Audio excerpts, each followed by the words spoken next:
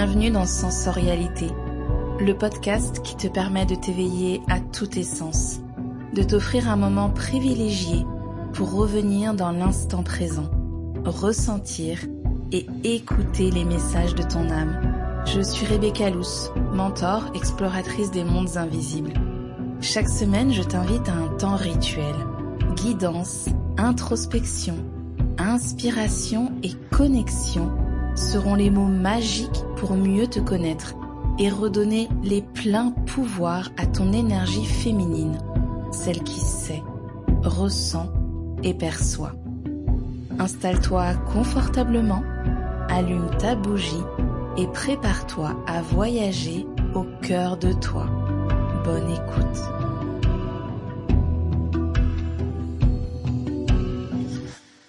Bienvenue dans un nouvel épisode Astro.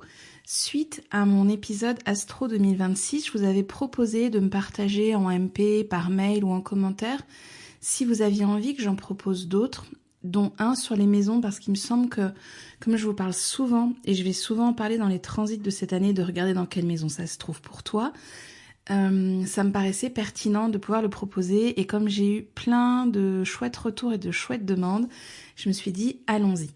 L'idée, c'est de t'accompagner pour que tu comprennes à quoi correspondent ces maisons, quel est leur rôle dans un thème astral, et puis chaque maison, de quoi est-ce qu'elle parle. Si tu ne sais pas les identifier, je vais peut-être réfléchir, parce que c'est difficile, là vraiment sur un épisode de podcast, de t'aider à les identifier. Je me disais, soit je pourrais faire une petite vidéo ou peut-être proposer un atelier un peu plus poussé où là on pourrait aller regarder pour toi où sont les maisons qui sont peut-être très marquées dans ton thème, dans quelle maison se trouve ton soleil, et que on puisse faire peut-être un petit atelier interactif sur Zoom pour vraiment être sûr de ok, la maison en bélier chez moi elle est où, la maison en gémeaux elle est où, parce qu'il va y avoir Uranus qui va bientôt nous impacter justement dans cette maison. Voilà, peut-être pareil, si ça t'intéresse, tu me dis, et puis si j'ai un certain nombre de retours, il se peut que je propose l'un ou l'autre en fonction des retours que j'ai.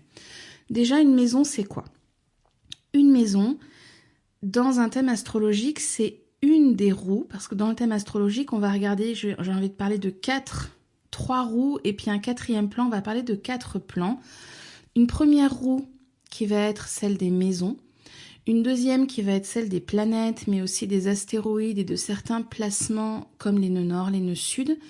Et puis une troisième avec les signes astrologiques. Et enfin, un dernier élément central avec les transits.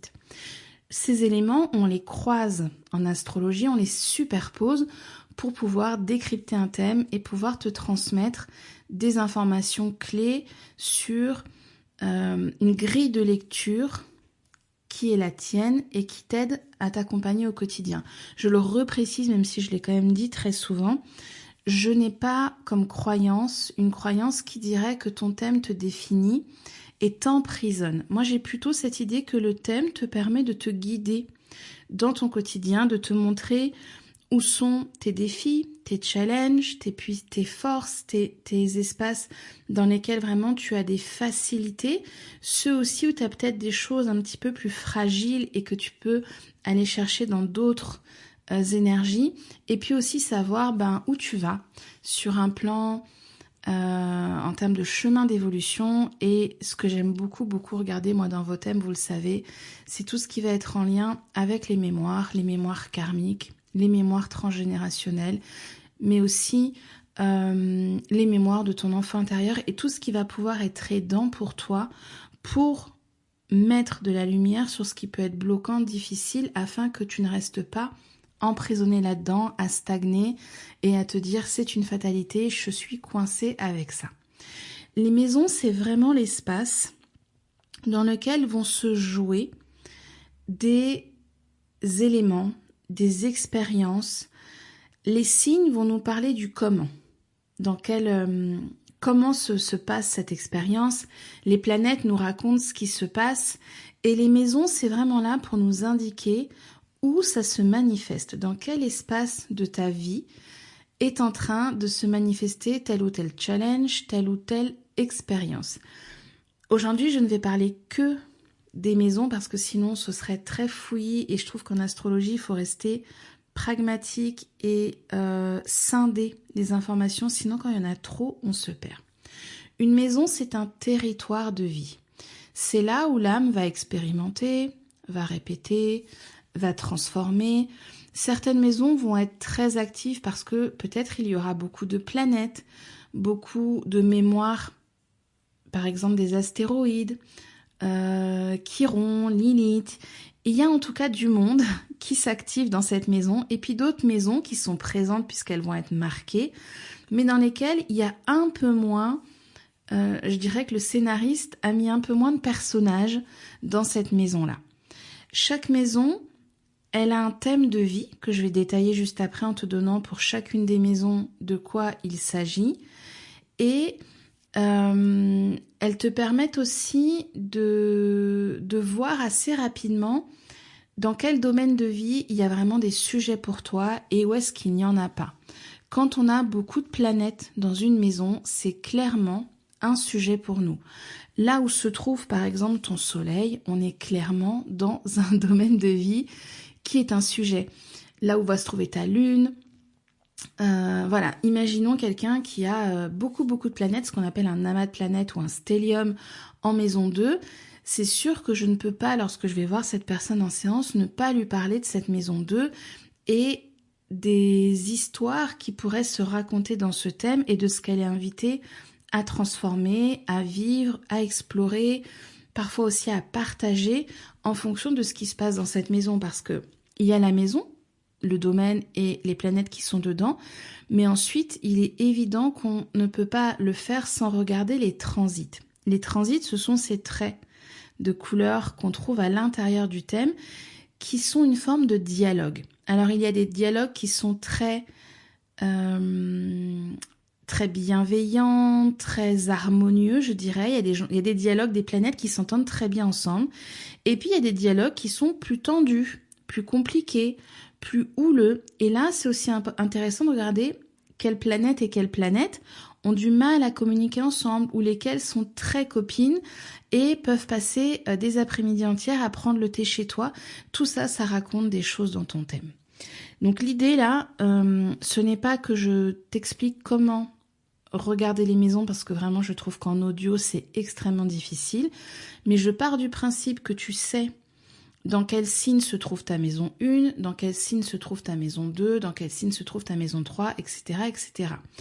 Une maison, on regarde où démarre ce qu'on appelle la cuspide. C'est une petite flèche qui est le début de ta maison. Parfois, il arrive qu'elle fasse 2 degrés dans un signe et que tout le reste soit dans un autre signe.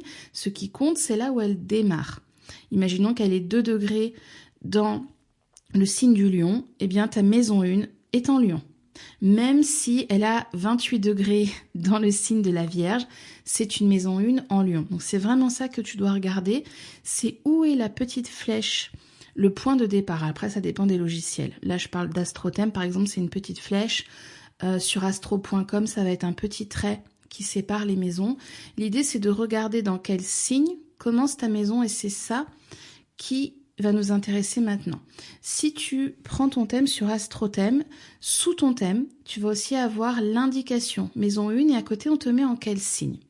Il peut arriver, parce que peut-être ici certains vont être concernés, il peut arriver que tu aies 2 maisons dans le même signe. C'est ce qu'on appelle un axe intercepté. Je ne vais pas détailler ici pour vraiment rester focus, mais c'est un point, moi d'ailleurs, que j'adore regarder, que j'adorais regarder dans les magies de sorcières et dans les séances éclore, où il y a une séance où je parle de vos potentiels, de tout ce qui est un petit peu prêt à émerger. Et pour moi, je pourrais faire vraiment une carte du ciel que sur les axes interceptés. C'est pour ça que parfois, tu vas avoir 2 maisons qui ont le même signe. Aucun souci, tu le prends comme c'est, indiqué en dessous de ton thème astral. Allez, on y va pour les maisons. La maison 1, c'est la maison qui parle de ton identité. C'est celle de ton ascendant, c'est là où commence ton ascendant, c'est pour ça que souvent il est très important d'avoir des heures précises de naissance parce que c'est ce qui va nous donner les placements des maisons. Quelqu'un qui n'a pas son heure de naissance, je vais pouvoir regarder des choses dans son thème, mais je n'aurai pas les domaines de vie. Et je trouve que ça amène quand même de la nuance et aussi du concret dans le quotidien, dans ce qui peut être décodé dans le thème de cette personne. Il arrive aussi que à 10 minutes, à 20 minutes, l'ascendant change, parce que l'ascendant change toutes les 2 heures. Si tu es par exemple, si l'ascendant change à 13h30 et que tu es né à 13h20, eh bien, peut-être que si finalement t'es né à 13h30 au lieu de 13h20 et qu'il y a eu un décalage ou une information qui est différente entre ce que tu as entendu, ce qui est marqué sur ton extrait de naissance, ça peut décaler ton ascendant et donc toutes les maisons. Donc moi, je pars du principe que c'est important d'avoir ton heure de naissance précise pour pouvoir parler de maison. Donc, maison 1, c'est ton identité. Elle peut parler de à quoi tu ressembles. Ça peut être vraiment des traits physiques, ça peut être aussi la façon dont tu te présentes. Par exemple, un ascendant, une maison 1 en Vierge va être beaucoup plus discret qu'un ascendant Lion qui va avoir un côté un peu feu, un côté j'ai besoin d'être vu. Ça peut se marquer aussi au niveau des de l'énergie de la personne, de la façon dont elle se tient, de la posture, de ce qu'elle représente et la façon dont on la voit, cette personne-là, la façon qu'elle a d'entrer dans le monde. Ça, c'est la maison 1 qui nous parle vraiment de ton identité. La maison 2, elle nous parle de la valeur. Alors, ça peut être la valeur en termes de quelle est ma valeur. Ça peut être aussi les valeurs en termes de ressources. Quelles sont mes ressources matérielles? Elle nous parle aussi d'argent et elle nous parle aussi de notre rapport au corps. C'est la maison qui est en lien avec le taureau. Il peut y avoir du coup tout le lien avec le corps, avec les plaisirs dans la vie, avec les 5 sens. Il y a vraiment toute une dimension en termes de possession. Voilà, je n'ai pas parlé des possessions, mais tout ce qui va être en lien avec les possessions, ça peut être dans la maison 2. La maison 3 nous parle de communication, la façon dont on communique, dont on s'exprime. D'ailleurs, c'est aussi intéressant, c'est pas le sujet aujourd'hui, mais lorsqu'on regarde les thèmes astro d'entreprise, c'est aussi très intéressant de regarder les maisons qui ont des thématiques un petit peu différentes. Mais par exemple, la communication, c'est aussi quelque chose de très très intéressant à regarder sur les thèmes d'entreprise. Je ferme la parenthèse, mais moi j'adore ça. Donc maison 3, elle nous parle vraiment de la façon dont je communique, dans la façon dont je m'exprime, dans la façon dont je vais partager qui je suis avec l'extérieur. Et elle nous parle aussi des liens dans les fratries. C'est aussi une maison qui est en lien avec le Gémeaux, qui peut nous parler des frères et sœurs. La maison 4, alors là on est vraiment dans le foyer. D'où je viens, quelles sont mes racines. Donc là tu te doutes bien qu'en termes de mémoire familiale, c'est une maison que je regarde. Quel est mon socle? Sur quoi je me fonde? Sur quoi quel est finalement mon terreau d'origine? Ça c'est vraiment la maison 4, le foyer. Et puis vraiment mon terreau éducatif, mes premières années, enfin voilà, dans quoi j'arrive. La maison 5, elle nous parle de notre joie, de notre façon de créer. Il y a toute une... alors, il y a plusieurs sujets dans les maisons, donc je vais essayer quand même d'en donner quelques-uns et de pas trop ouvrir pour que ça reste assez accessible. Quand il y a trop d'informations, je trouve qu'on s'y perd. Mais la maison 5, elle va nous parler vraiment de l'enfant intérieur. Elle va nous parler de ce qu'on met au monde. Donc ça peut être aussi des enfants, ça peut être la maison qui nous parle de nos créations, de notre créativité, de tout ce qui a envie de venir au monde en fait avec cette maison 5.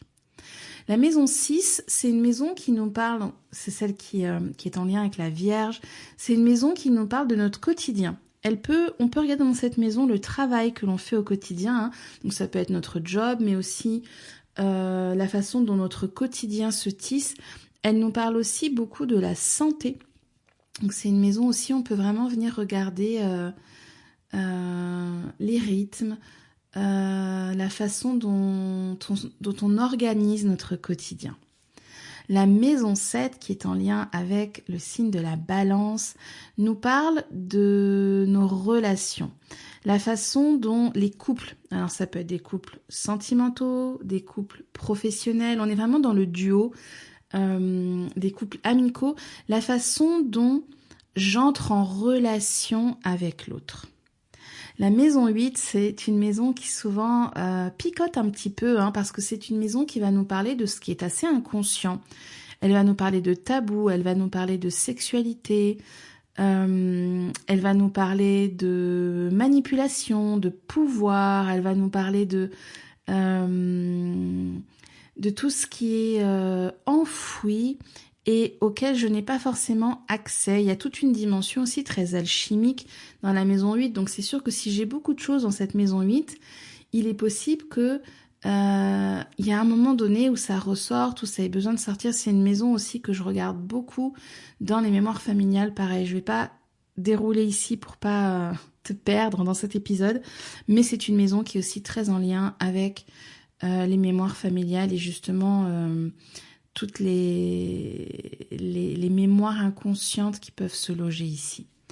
La maison 9, elle va nous parler de notre besoin d'explorer, mais aussi il y a une forme d'idéal qui se cache dans cette maison 9, c'est la maison du Sagittaire, et puis aussi de la façon, ça peut être, voilà, quand il y a beaucoup de placements dans cette maison 9, ça peut être en lien avec les voyages, donc l'exploration du monde, mais ça peut aussi être l'exploration intérieure avec un sens beaucoup plus philosophique, et ça peut être aussi une quête de savoir. Ça peut être des personnes qui vont beaucoup aimer apprendre dans des enseignements avec une forme d'expertise assez avancée. La maison 10, c'est vraiment la maison qui nous parle de notre place dans le monde. Quelle place j'ai dans le monde? Alors, elle peut parler du pro, mais on regarde aussi la maison 6, mais vraiment, on dirait la place sociale. Comment est-ce que je prends ma place socialement? Et par exemple, un soleil en maison 10, clairement, on va être quand même sur des personnalités pour qui la carrière, leur job ça va être au-delà de je gagne de l'argent pour payer mes charges tous les mois. Il va y avoir vraiment des vocations, des choses qui vont prendre beaucoup de place dans le quotidien. La maison 11, c'est une maison qui nous parle du collectif. Alors ça peut être la maison des réseaux sociaux, ça peut être la maison des collectivités, des communautés, des grands groupes. C'est une maison vraiment qui va nous positionner avec les autres, mais avec les autres de façon plus importante, contrairement à la maison 7 qui nous parle beaucoup plus du one-to-one et de toi et moi, quel que soit le toi qui sera en face. Ici, on est vraiment dans la façon dont je coopère, dont je collabore, comment est-ce que je vis avec les autres. Et pareil, s'il y a ici des placements importants, bien peut-être que cette personne-là, elle aura besoin de se trouver dans des communautés, dans des collectifs, d'avoir une présence peut-être dans des réseaux professionnels, personnels, de créer des réseaux. Après, je veux pas interpréter simplement avec la maison, parce que pour moi, ce serait faire tout ce que je déteste en astrologie, dire 1 + 1 = 2. Non, l'astrologie, c'est une intelligence humaine, et vraiment j'insiste parce que je trouve que ça demande de faire des liens et puis d'être connecté aussi avec la personne à ce moment-là, de faire des liens pour donner à la personne avec beaucoup de nuances, avec beaucoup de délicatesse, un fil en fait qu'on peut tirer à travers tous ces éléments dont j'ai parlé en début, donc ces différentes roues qui se combinent les unes avec les autres. C'est comme plein d'alphabets qui discutent ensemble en fait. Et la maison 12 est une maison assez impalpable. Ici, on est vraiment dans quelque chose d'assez inconscient. On est dans un inconscient plutôt collectif. Autant il y a de l'inconscient dans la maison 8, mais plutôt de l'inconscient qui dérange, de l'inconscient on a mal et on cache ça et on peut pas le montrer, dans des crises, dans des deuils. Ici, on est plutôt dans un inconscient auquel on n'a pas encore accès, parce que ça peut toucher à quelque chose de plus grand que nous. Donc ça peut être des mémoires familiales, ça peut être du transgénérationnel. C'est ce qui va agir sur nous sans qu'on le voit. On est vraiment ici dans la maison des poissons, il y a quelque chose de très mystique, de très en lien avec moi et le monde, moi est plus grand que moi. On est ici sur la fin de la roue et il y a quelque chose de... C'est vraiment cette dimension du grand. Voilà, je dirais pour résumer, parce qu'après, en fonction de ce qui se trouve dans cette maison, des planètes qui s'y trouvent et des aspects qui vont être là, on peut affiner un petit peu. Je trouve qu'elle est pas toujours facile à appréhender. Celle-là, c'est aussi une maison que je regarde en mémoire familiale. Et en fonction de ce qui se passe là-dedans, je vais un petit peu nuancer ce que je partage à la personne. Voilà, j'espère que déjà ces quelques éléments, ça t'aide à mieux voir pour toi un petit peu les énergies qui teintent ces différents domaines et peut-être si tu fais le lien avec l'épisode astro, à regarder dans quelle maison Neptune va rentrer en bélier et dans quelle maison il y a cette notion de concrétiser des rêves, de faire de mes rêves quelque chose de réel, de palpable. Ça devrait, j'espère, t'aider. N'hésite pas à me le partager si tu en as envie, à mettre un petit commentaire. Moi, je te retrouve très bientôt pour un nouvel épisode. Je te remercie pour ton écoute si tu es arrivé jusque-là. Et bien sûr, si tu as des questions, surtout tu n'hésites pas, tu peux m'envoyer un mail ou mettre un petit commentaire. Je serais ravie de pouvoir échanger avec toi autour de cet épisode de podcast. À très bientôt.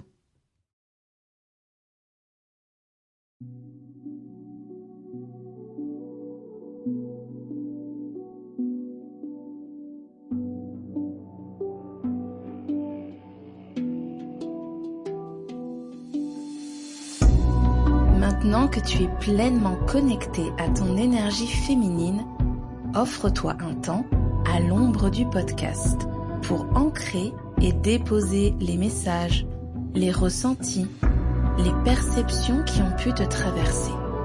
Si tu as apprécié ce moment, je t'invite à faire briller sensorialité avec des étoiles, des petits mots doux sur ta plateforme d'écoute préférée ou sur Instagram et à le partager à une personne chère qui pourrait elle aussi profiter de ce précieux rituel.